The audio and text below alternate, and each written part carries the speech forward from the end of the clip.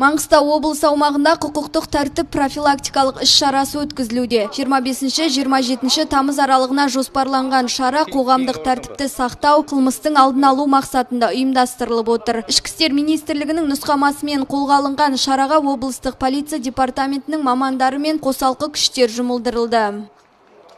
Гардида, саптал! Жел! Тектор! Үйрем! Қоғамдық тәртіпті, қоғамдық қауіпсіздікті қамтамасыз етуге берілген аймақта қылмыс жібермеу, азаматтармен сыпайы, ілтипатты қарым-қатынаста болу, олардың конституциялық құқықтарын қатаң сақтауды, құқық қорғау заңдарының талаптарын қатаң сақтауды. Гарнизон! Оңға!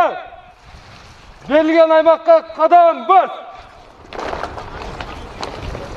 Профилактикалық іс-шара барысында жауапты мамандар алдымен ішімдікті шамадан тыс қолданған азамат ұстап, оған жедел жәрдем шақырды.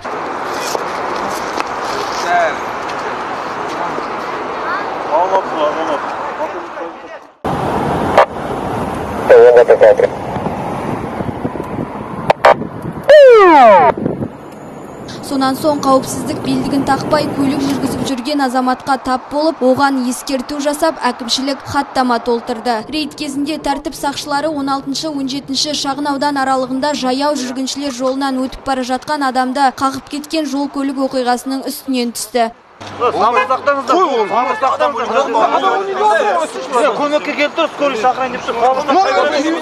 Бірден оқиғаның мән-жайын біліп, жедел жәрдем шақырып, зардап шеккен азаматты ауруханаға алып кеткенше қадағалап тұрды. Аталмыш шарада полиция қызметкерлері қала көшелерінен бастап тұрғын үй маңдарына дейін бақылауға алды. Кез келген тәртіп бұзушылықты назарға алып, дер кезінде ескерту жасады.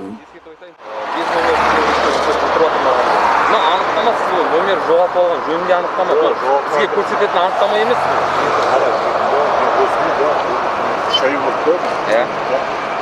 Неге бардым? Соңға барғанда маған былай жазылған.